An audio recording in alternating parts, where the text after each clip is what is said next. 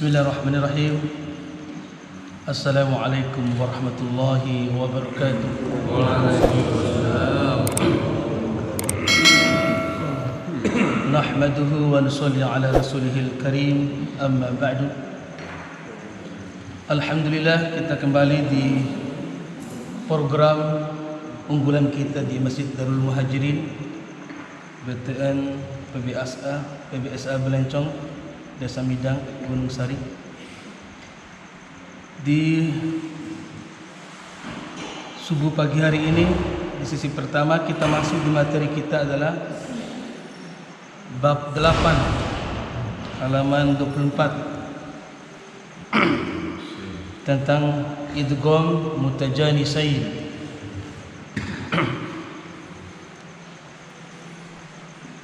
Di tangan kita sudah ada buku tajwid masing-masing, kitab tajwidnya. Silakan dibuka halaman 24. Kalau kemarin idgham mutaqaribain hanya 3 ciri-cirinya.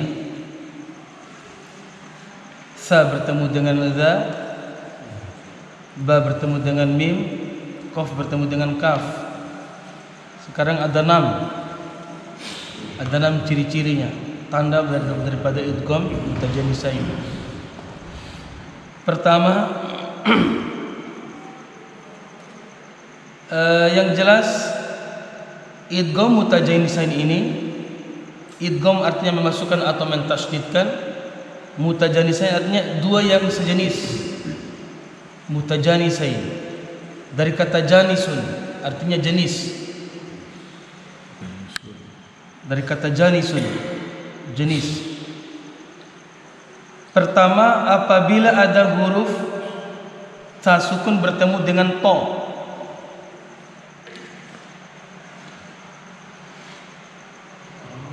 Bisa kita lihat di papan. Ada ta sukun bertemu dengan huruf to. Di contohnya sudah ada amana to.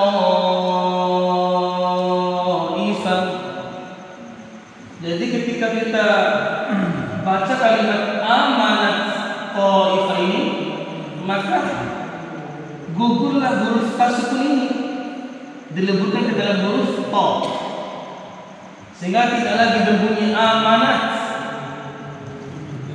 Ada yang bilang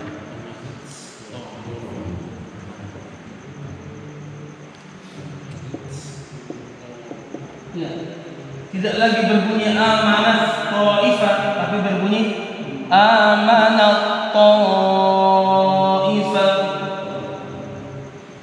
Itu contoh, itu ciri yang pertama. Yang kedua, apabila ada dal sukun bertemu dengan huruf ta, bunyi aslinya laqad taba, tapi dibaca laqad taba. Huruf dal sukun kita leburkan ke dalam huruf ta.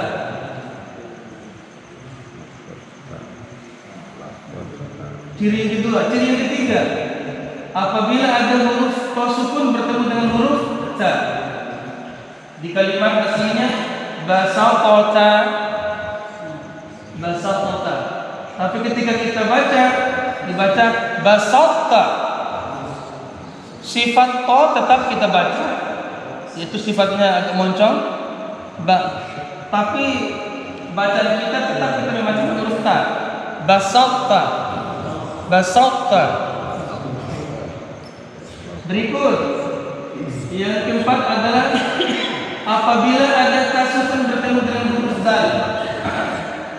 Langsung kita tulis contohnya, ujibat da'watu dalam kalimatnya.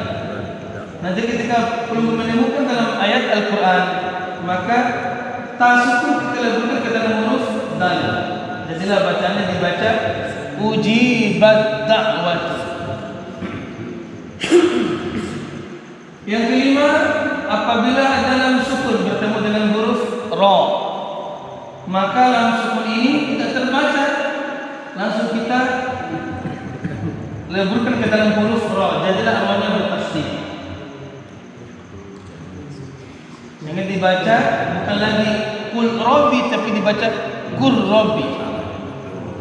Dan yang terakhir yang kiram adalah huruf zal sukun bertemu dengan huruf ra. Maka huruf zal sukun kita lembutkan ke dalam huruf ra. Yang aslinya dibaca iz zalamu tapi dibaca il zalamu.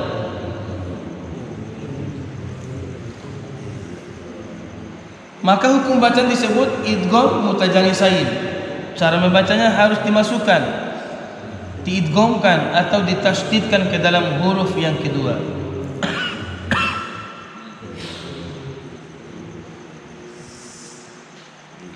Bisa diikuti apa yang baca, disimak dulu baru nanti ikut secara berjamaah. Kita baca dulu tulisan aslinya. Tulisan aslinya di sebelah kiri di kitab yang kita pegang. Nanti cara bacanya di sebelah kanan. Amanat qaifah.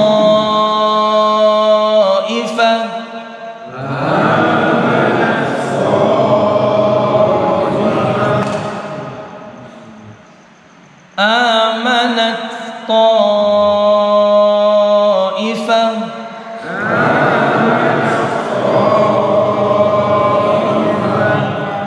Percikan ta ini tetap kita mengeluarkan anginnya.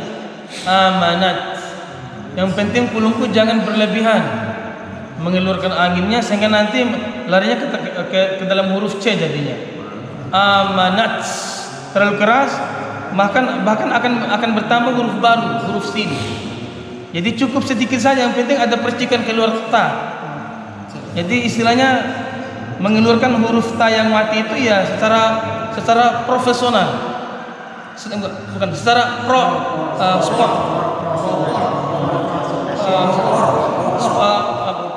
ya secara sportsinya, ya. Jadi jangan berlebihan. Jangan ulang. Amanat qaifah.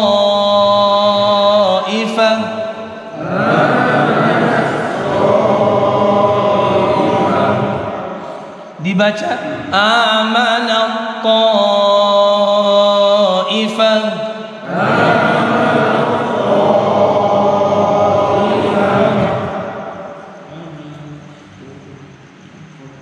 Yang kedua, laqad taba.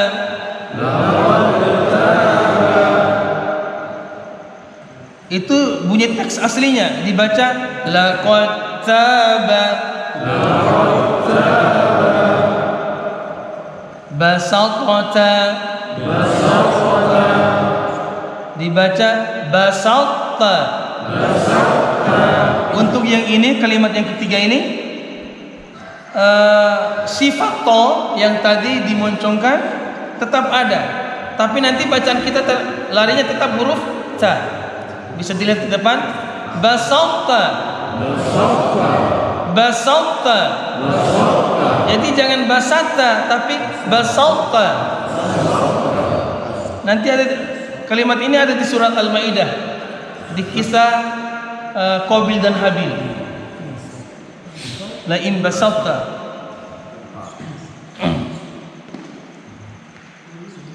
Ulang, basatta. Dibaca basatta. Ujibat da'watu.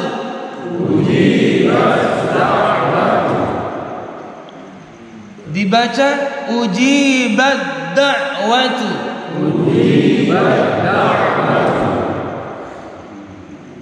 Qul rabbi.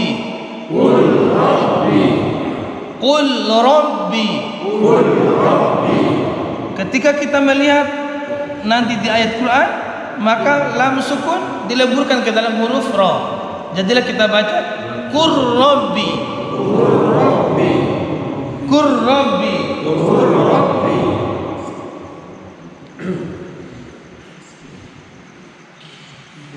Il zalamu.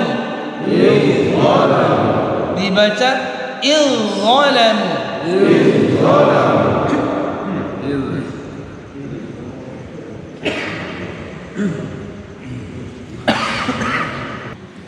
Kalau kita lihat dari contoh-contoh sebelumnya di contoh yang ketiga, basatota itu, ya semestinya kan ikuti kalimat yang pertama sama yang kedua kan, langsung kita leburkan ke dalam huruf yang kedua. Tapi itulah pentingnya kita bertalaki, ya seperti ini. Artinya kalau kita lihat di teks aslinya, sudah ikuti aja yang seperti laqad taba, kita bacanya laqad taba, dibaca laqad taba. Nah di contoh yang ketiga, basaltota, kita baca aja basalta, ikuti ya. Tapi kan begitulah pentingnya bertalaki, sehingga yang diajarkan oleh guru-guru kita ya harus dimoncongkan basalta, ya kan? Jadi karena ting juga kalau sebelumnya kita nggak tahu nih kalimat ini, tapi karena kita ya diajarkan oleh guru tempat kita berhadapan bertalaki dengan ilmu itu, sehingga sifat tonya tetap kita moncongkan. Nah, jadi untuk ini kan contohnya hanya terbatas di kitab ini. Nanti pelunggu bisa menemukannya di Al-Quranul Karim. Ya, tentunya tidak hanya di juz pertama, bukanya dari juz 1 sampai juz 30, supaya kita bisa menemukan kalimat-kalimat daripada contoh idgham mutajanisain ini. Jadi agak banyak, sekitar 6 untuk ciri daripada idgham mutajanisain. Kalau kemarin yang mutaqaribannya hanya 3. Kemudian yang mutamatsilain juga 3 kemarin. Ba bertemu dengan ba, ta bertemu dengan ta, kemudian za bertemu dengan za. Ada pertanyaan sebelum kita masuk ke program yang kedua? Coba bisa dilihat di surat Al-Kafirun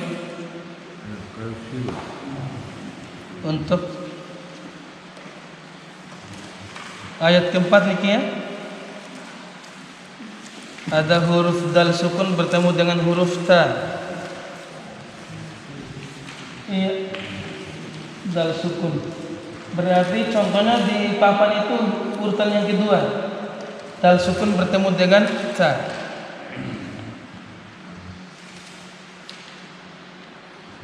Yang baca dulu surat Al-Kafirun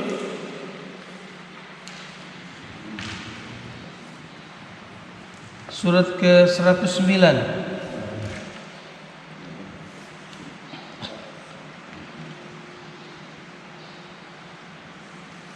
Wala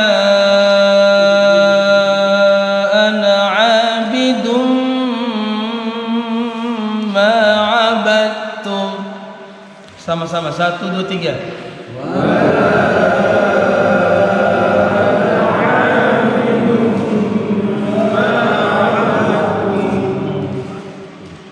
Ma abadtum. Abadtum bunyi aslinya. Abad terus tanya tasdid. Abadtum.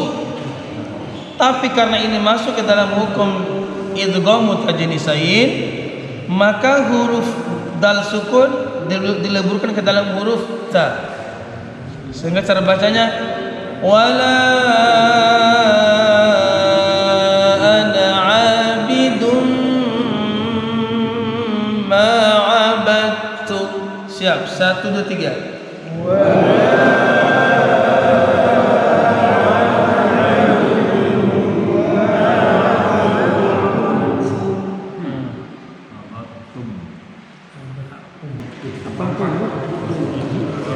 Surat kalau tidak ada surat Al-Isra, surat Bani Israil.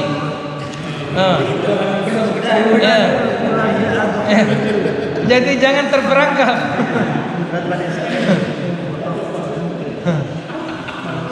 Ya, memang betul itu ilmu juga, ilmu tambahan. Jadi kalau tidak tertulis surat Al-Isra, ulun buka surat Bani Israil. Ayat berapa? Ayat 80. Kalau pelunggu tidak menemukan, umpama nanti juga surat Al-Mu'min. Jika pelunggu disuruh buka surat Al-Mu'min tapi ternyata tidak tercantum dalam Al-Quran, maka buka surat Ghafir. Surat Ghafir itulah nama lain daripada surat tersebut. Atau umpamanya pelunggu disuruh buka surat Ad-Dahan, ternyata setelah kita buka daftar isi tidak ada surat Ad-Dahan, maka yang ada surat Al-Insan. Berarti nama lain daripada surat tersebut.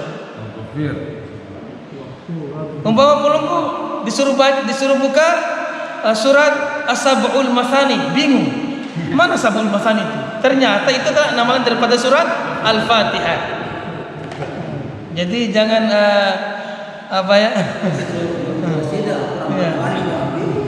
terkecoh dengan jadi memang banyak beberapa surat punya nama lain. Umpama pelunggu disuruh buka surat Suratul Hamdi, bingung mana itu Suratul Hamdi, ternyata surat Al-Fatihah. Suratul Hamdi, ya, Hamdi itu artinya pujian. Alhamdulillahirabbil alamin, anakku sudah lulus ujian. Atau pelunggu disuruh bukakan saya suratul syukri, surat untuk bersyukur. Jangan bingung, itulah surat Al-Fatihah. Karena itulah namanya daripada Al-Fatihah, suratul syukri, surat untuk bersyukur. Alhamdulillah, masjid ini sudah megah. Alhamdulillah, kita ikuti program tahziz ini. Bawa pelunggu lagi di surat, bukakan saya suratul Ruqyah, surat untuk Ruqyah, mana ya? Ternyata surat Al-Fatihah. Karena surat Al-Fatihah juga bisa untuk kita ruqyah orang-orang yang kerasukan. Jadi surat Al-Fatihah ini punya nama lain sebanyak 30 lebih. Kaya dengan nama lain surat Al-Fatihah.